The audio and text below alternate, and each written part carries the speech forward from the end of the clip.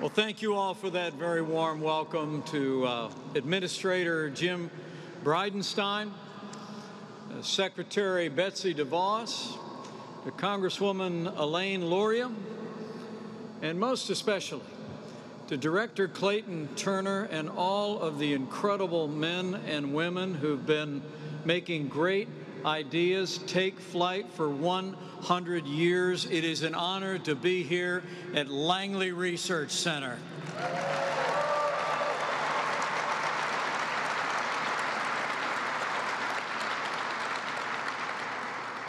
Director Turner and I have been walking through wind tunnels, talking about flights to the moon and to Mars and seeing the new technology coming together. And I have to tell you, Mr. Director, it's been truly inspiring. Although he said to me just a few moments ago, what inspires him most is all of you. He said his whole job as the director of Langley Research Center is, and I'm quoting now, is to create an environment where all of you can continue to be amazing. So join me in thanking Director Clayton Turner. One more time. Stand up, will you? Thank you, Director Turner. Thanks for doing such a great... You could show your appreciation. This is a man who loves this institution and is a great, great leader in this program. Thank you so much.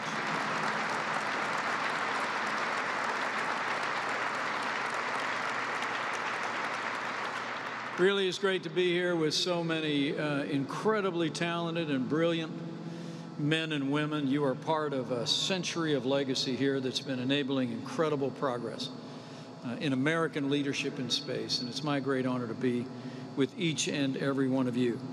And as I begin, allow me to bring greetings from a friend of mine who is also a great friend of American leadership in space and all of the men and women who have made it happen, past, present, and future. I bring greetings from the 45th President of the United States of America, President Donald Trump.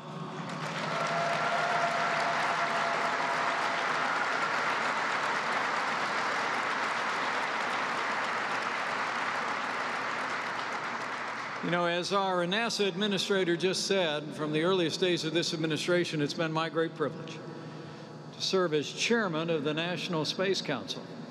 I remember when we were campaigning for these jobs that the American people gave the president and I, he picked up the phone one day and called me, and he said, you know, I'm thinking of restarting the National Space Council. It had been dormant for 25 years. And he said, Mike, historically, the vice president has chaired that National Space Council, and I wonder if you would have an interest. What I didn't tell him was that this small town boy from southern Indiana's favorite memories of my youth were sitting in front of a black and white television as we saw one small step for man become one giant leap for mankind. I didn't tell him that when our kids were very young, we actually vacationed at Cape Canaveral just so we could go see the rockets. I didn't tell him that all of my life, my imagination had been fired by American leadership in space. So I just said, when he asked me if I'd chair the National Space Council, I said, would I? Are you kidding? And it's been my great honor to lead the National Space Council that, thanks to President Donald Trump's leadership, has renewed American leadership in space. True.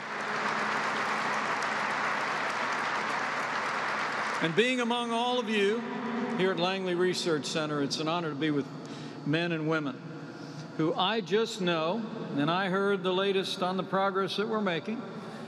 I know the men and women in this room are going to play a decisive role when, in 4 years' time, we return American astronauts to the moon and make sure that the next man and the first woman on the moon are Americans.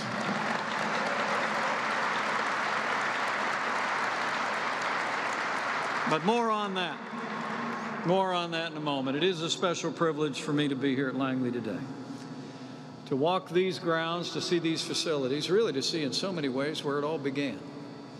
For more than a century, it's amazing to think of it, the men and women of Langley Research Center have been leading our country into the vast unknown. And what's even more remarkable about all you've accomplished is For one reason or another, it seemed like more than 50 years ago, we were always starting from a step behind. But thanks to the ingenuity and the innovation of men and women here at Langley Research Center, America caught up fast, and has been leading ever since. You know, it's easy to forget that in 1917, when Langley was actually founded, the Wright brothers had launched the aviation age on Kitty Hawk just 14 years before. But at that time, I'm told England, Germany, and Russia had more than 1,000 airplanes. And while the United States only had 30. By the end of World War II, though, thanks to the groundbreaking research conducted at Langley's state-of-the-art wind tunnels, not only were American aircraft the gold standard of aviation design, but in a few short years, we would fly faster than the very speed of sound. And in fact, the man who broke the sound barrier just turned 98 years young last week. Let's hear it for General Chuck Yeager. And for all of you who designed the aircraft that went Mach 1 and beyond. There was another moment in history, too. It was 1957, a couple years before I was born. The eyes of the nation again turned to Langley when the Soviet Union launched Sputnik into orbit. The space race was on, and America was hurrying to catch up. Soon, the truth was, the Soviets would widen their lead by sending the first man into space. But the men and women of Langley were up to the challenge. They took President Kennedy's challenge to put a man on the moon by the end of the 1960s personally. In fact, it was your own engineer, John Hubble, who perfected the idea of just how to land on the lunar surface, and all the Apollo astronauts actually trained in these facilities. It's amazing to think that, and it's an incredible legacy. In fact, I'm told that it was in the docking simulator in this very hangar that Neil Armstrong learned how to land on the moon. Gives me chills to think about it. You know, and it was a testament to the preparation he received here that when he was asked what it was like to walk on the lunar surface, Neil Armstrong said, "Just like Langley."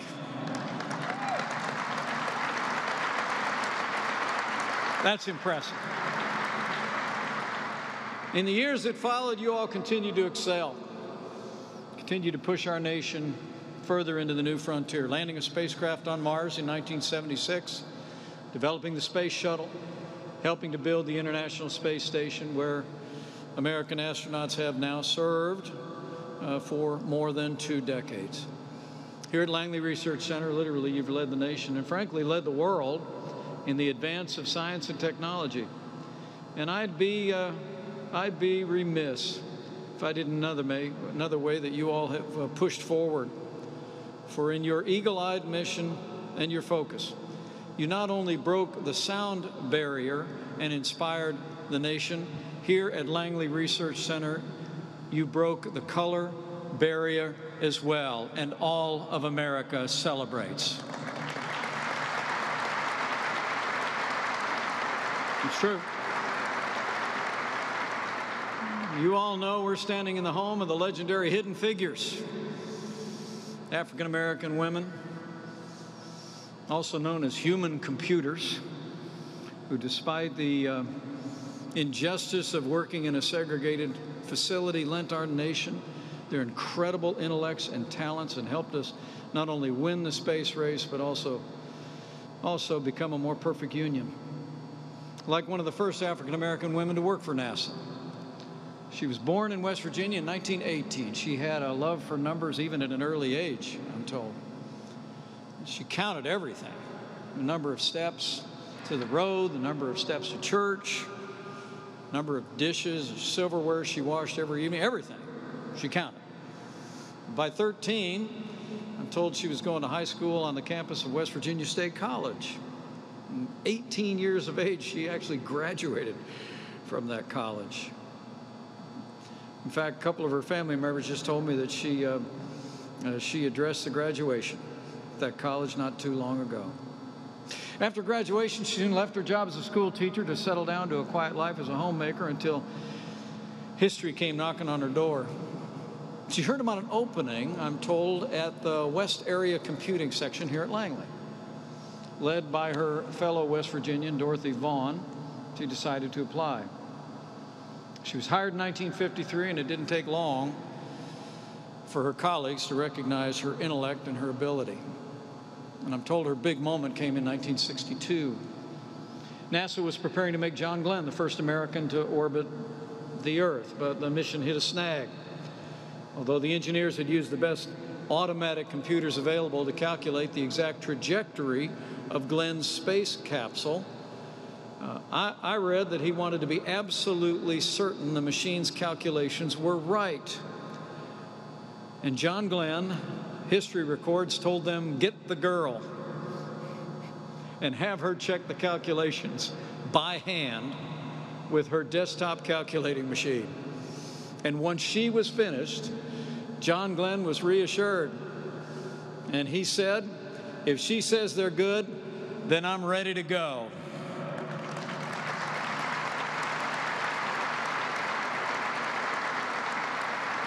And he was. In fact, tomorrow marks 58 years since John Glenn's historic orbit. And what a debt this nation owes to him. And just as much to that woman who helped make it happen. At 100 years young, she is still with us, thank God. In 2015, she was awarded the Presidential Medal of Freedom. Today, her name graces the Computation Research Facility on this campus. And we all remember the extraordinary motion picture that inspired the nation just a few short years ago. So let me say, in honor of African American History Month, join me in recognizing a truly great American pioneer, Katherine G. Johnson.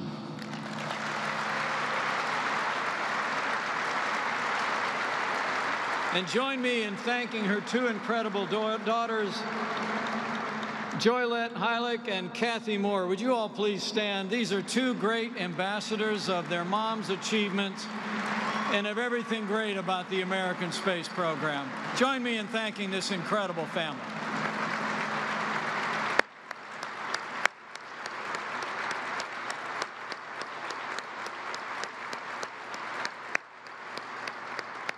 Thank you, ladies. Thank you so much. You know, we all owe a debt to many of the women of the Hidden Figures era, like Katherine, who broke down racial barriers while she pushed the frontier of human knowledge. Like another one, an engineer from Monroe, North Carolina. When she was a little girl, I'm told, instead of playing with her dolls, she'd take them apart and put them back together.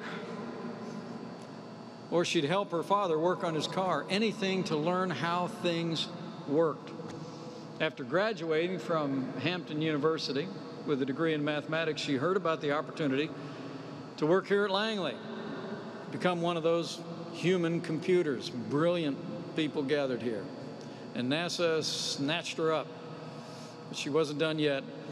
In 1975, after crunching data for 8 years, she decided it was time to start creating data. She asked her supervisor why men with a similar education to hers were being hired as engineers while women were not. Stumped, her supervisor transferred her to the engineering section, to our great benefit, where she became one of the first women aerospace engineers in NASA history. And during her 40-year career, she became, frankly, one of the world's leading experts on supersonic flight, which she continues to offer her insights today. For her life, for her contributions, past, present, and future, to American leadership in aeronautics and in space, join me in recognizing Dr. Christine Darden. Dr. Darden, thank you for your leadership, for your example, for all you've done for America and for the space program.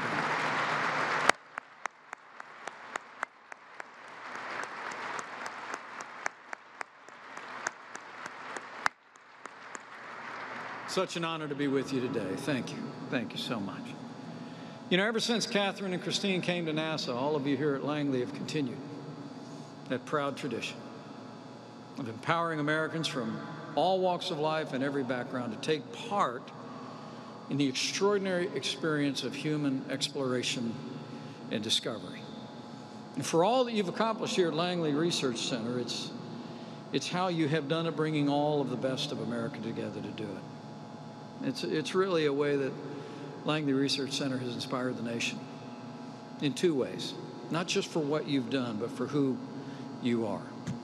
I mean, the hidden figures inspire us about your great contributions to the life of this nation today. But the really good news is the hidden figures have given way to modern figures, many of whom are with us here today. Am I right?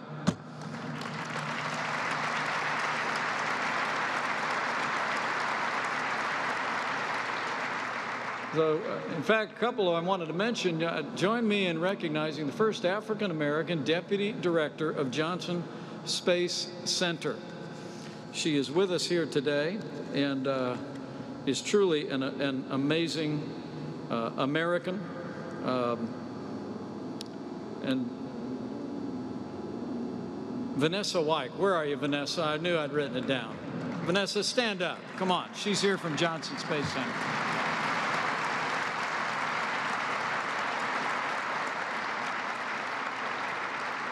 And then join me in recognizing an incredible American astronaut, Stephanie Wilson, who is with us today. Stephanie, thank you for your courageous contributions to the space program.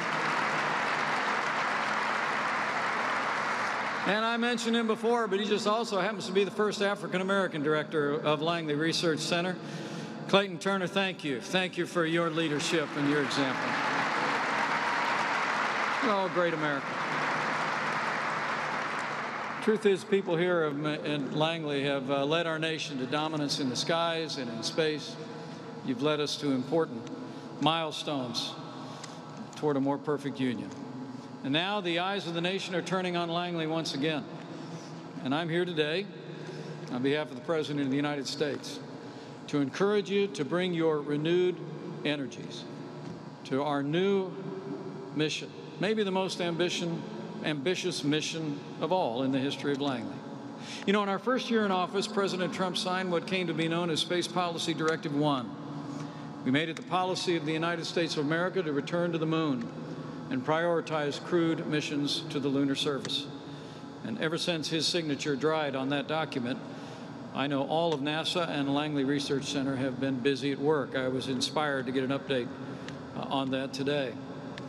I'm pleased to report to you as well that thanks to the efforts of so many of you here, before we even get to the summer, with the strong support of all of you, the United States will return American astronauts to space on American rockets from American soil. We're going back.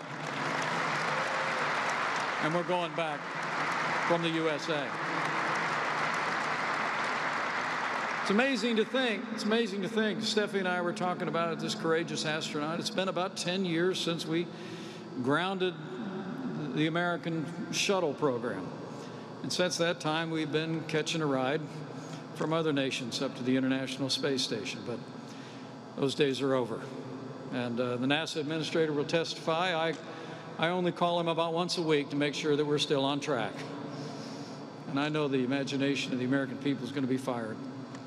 Will be fired anew as they see courageous men and women once again take that long walk, ride the elevator up, and climb into the capsule and return to space on American rockets. But as we renew our commitment to human space exploration, the President also made it the policy of the United States to return to the moon in a set period of time within the next 5 years. And the director and I were talking about the fact, and I was inspired to hear that when the President gave me the privilege in Huntsville of announcing our intention to return to the moon within the next 5 years, he said there was someone who was planning to retire who said, you know what? I'm going to put off my retirement because I want to be here at Langley Research Center when we get back to the moon. And you got to thank him for it. Together, we're going to ensure that the first woman and the next man on the moon will be American astronauts. As President Trump said, we will return American astronauts to the moon for the first time since 1972 for long-term exploration and use, not only to plant our flag and leave our footprint, but once we get back to the moon, as the President said, we're going to establish a foundation for an eventual mission to Mars. We are going moon to Mars, and Langley Research Center is going to get us there.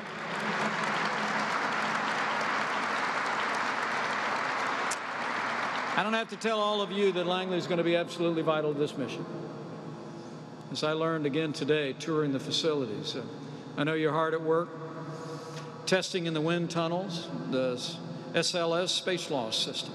It's the most powerful rocket NASA will have ever built. You've developed a launch abort system. You're building laser radar systems to enable our astronauts to land precisely on the moon, near the water they'll need to sustain a long-term presence. You're testing new heat shield designs to help our astronauts navigate the treacherous Martian atmosphere when we get there. And I'm also told you're working with industry partners to develop the robotic space assembly and construction technology we need to land on Mars. I was actually very impressed with all the robotics that we just saw that would be actually building the structures on the surface of the moon while our astronauts are doing the exploration work. It's really impressive. And to actually see that young engineer using an Xbox controller while he ran the whole thing was even more impressive. We're capturing the enthusiasm of a new generation of American pioneers. We're bringing all the best technology, and you here at Langley are making it happen. So I really came by today just to say thank you. Thank you for what all of you are doing in this renewed mission for American leadership in space. And I want to assure you, under President Trump's leadership, we're not only going to have the will, we're not only going to have the goal, but we are going to make sure that NASA and Langley have the budget to get the job done.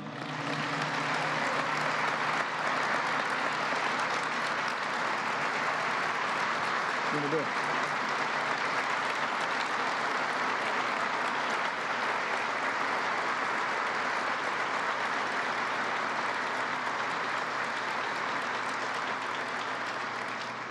In fact, President Trump has already signed into law the largest budget ever for NASA in the modern era.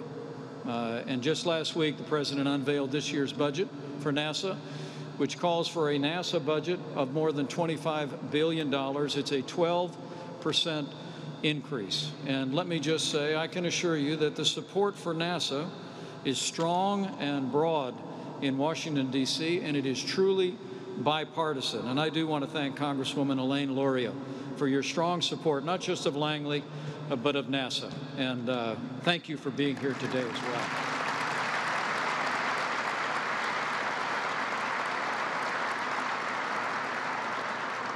Now, of that amount, you'll be glad to know, of the $25 billion in our budget, more than $12 billion is dedicated to making the Moon to Mars mission a reality.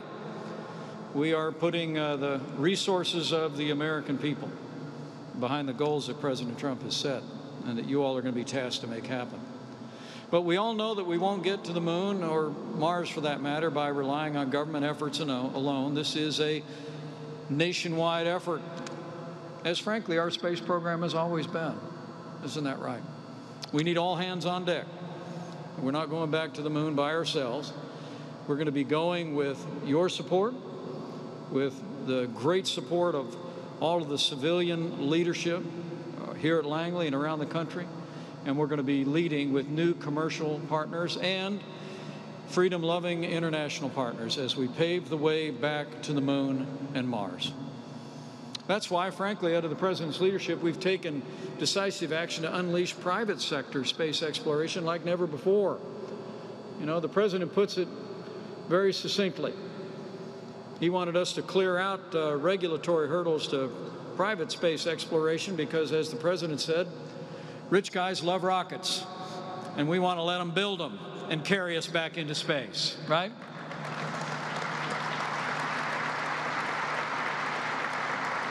We want to see that entrepreneurial spirit continue to develop, and it is. I don't have to tell you here at Langley, but the incredible entrepreneurial energy behind the space enterprise in the United States. You all are going to continue to be partners with all those private sector companies to make that happen. And I want you to know our administration is absolutely committed to making it possible for men and women in American businesses to meet our low Earth orbit needs, to provide for space tourism and to provide for the basics of space exploration and travel so that we can focus our energy on going farther and faster and beyond, getting back to the moon and then on to Mars, and leading mankind in human space exploration. It'll be the people here at Langley and NASA centers nationwide that are going to be partnering with all those private sector firms and organizations, and I encourage you to do so. We've been hard at work, streamline licensing regimes that oversee commercial launch, re-entry, and remote sensing operations. You know, it's amazing. The director and I were talking about some of this before, but it's amazing that people that were looking to get a license to launch a rocket on the West Coast had to get a different license to launch a rocket on the East Coast. And so we've standardized all of it. We've worked on space traffic management, and we're removing outdated regulations that increase costs and, frankly, stifle innovation. We've also encouraged a more stable space environment by developing that traffic management system. And today, NASA is leading commercial-friendly efforts to plan the orbital platforms that will eventually succeed the International Space Station, as well as lunar landers that'll carry us once we're back on the moon. So I want to assure all of you that not only do you have the support of this president, this vice president, but I have every confidence that you have the support and the admiration of the American people. Stephanie and I were just talking about this, and she agreed with me, so I must be right. But once we have American astronauts on American rockets being launched from American soil, the American people are going to know we're serious, right? And I think it's going to continue to fire the imagination of people of this country. The broad bipartisan support that we have on Capitol Hill, I think, is a reflection of the fact that America is ready to go again. We're ready to lead again. We're in so many ways a nation of pioneers. And you all, some of you here literally, and your families, and all of you individually are part of that pioneering generation. So get ready to get busy. The President has directed NASA and the Administrator to accomplish our goal to return to the moon and then on to Mars, not only within 5 years, but let me be clear. The President's made it clear that we're going to accomplish this goal by any means necessary. In order to succeed, we are going to continue to focus on the mission over the means. We want to challenge each one of you here at Langley. Consider every available option and platform to meet our goals, including industry, government, and the entire American space enterprise. It's a reason why we're cutting out the underbrush of needless regulations and barriers to innovation, because we want you all to be able to reach, to engage, and to draw on the best ideas in America to get us where we're going by the time we set ourselves to get there. Our administration is absolutely committed to this goal, and we want you all to have the same determination and resolve to get there. And this President, this administration, and the American people are committed to achieving this goal through NASA and through the Langley Research Center.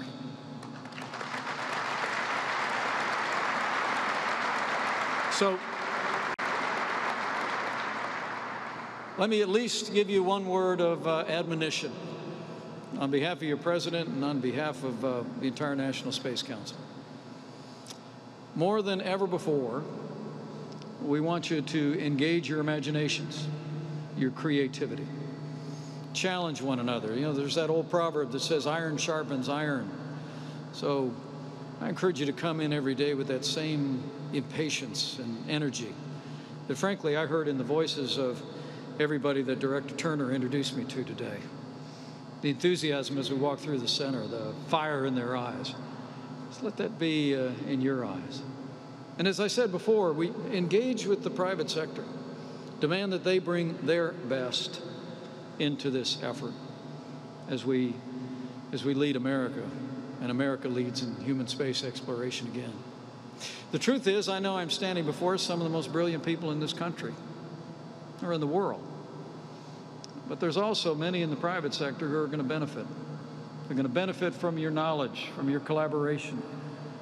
We encourage you to reach out to engage them in every appropriate way to help us achieve our mission. Keep building on the partnership that the American space program has always been in this country. It's never been enough here at Langley Research Center to sit behind a desk and perfect theories.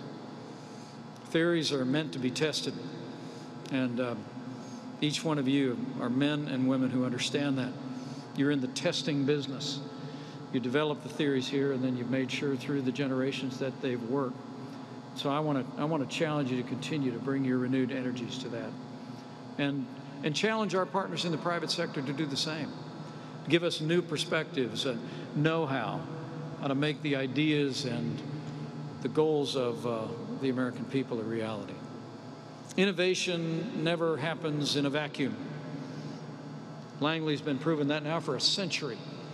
So we encourage you to bring it all together, bring the team together, challenge one another, and challenge our partners around the country to join us. And the best ideas come from debate, they come from testing, they come from conflict. So I just encourage you to get out of the office, keep working hand in hand with all of our partners around the country, and know that we're going to have your back every step of the way. And in the midst of all of that, I just encourage you to have faith. Have faith in one another. I mean, you all are 100 years into an extraordinary enterprise here at Langley Research Center. It's humbling to think of all the history that's passed through this place. Here at Langley, you have a tradition of excellence, of open-mindedness, of partnership, of collaboration, innovation. Now more than ever, we need you. We need you to continue that tradition as America renews our leadership in space. But just believe in one another, in the limitless capacity of the American people to accomplish any mission once we set our minds to it. It's what we proved when I was a little boy, when a president gave a speech and said we would land a man on the moon by the end of the decade. And I had an astronaut tell me not long ago what was remarkable about that is we didn't know how to do it. We didn't have the equipment to do it. We didn't have the people trained to do it. But America did it. And we're going to do it again.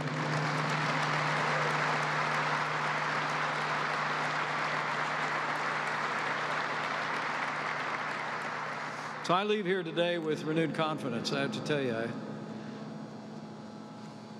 Administrator Bridenstine knows, I talked to some of those people over at the last facility, and I just said, we need to get these people on the road. The enthusiasm here is contagious. And I have every confidence. I have faith in each and every one of you that you're going to live up to the incredible legacy of which you are a part here at Langley Research Center. You're going to continue to innovate. You're going to continue to develop the ideas of the future to achieve all of our goals. And I have to tell you, I also have faith in this new generation of astronauts. We just graduated the new class of astronauts down in Houston, didn't we? I was there 2 years ago when they started their training. And I told a story then that back in Indiana, we have a saying that when you see a box turtle on a fence post, one thing you know for sure is he didn't get there on his own. And the astronaut class went on to name themselves the Turtles. And it's an incredible group of men and women. I mean, the technologies and the theories that you are developing here at Langley Research Center are going to carry aloft an incredible group of men and women that are going to create all new history for America and for mankind on the moon and Mars and beyond. And when it happens, just like it happened before, there'll be heroes that we celebrate who will have ticker tape parades and meetings at the White House. But I want you to know, your president, your vice president knows that every bit as much credit will go to each and every one of you here at Langley Research Center. You made it happen before, and we know you'll make it happen again. And we know as you do all of your work, you'll make sure that all those courageous Americans are able to go into space as safe and secure as our abilities will allow them to go. And I also know that for millions of Americans, as we renew our commitment to human space exploration, we'll say that old prayer that Americans have prayed throughout our history for our explorers and all those who go into harm's way. In the name of America, in the name of freedom. That those who rise on the wings of the dawn, who settle on the far side of the sea, even those who go up to the heavens will know that even there, His hand will guide them, and His right hand will hold them fast. That'll be our prayer. Strong leadership of America in space, made possible by our heroes and made possible by Langley Research Center. So keep up the great work. We're going, Langley, and we're counting on all of you. Thank you very much. God bless you, and God bless America.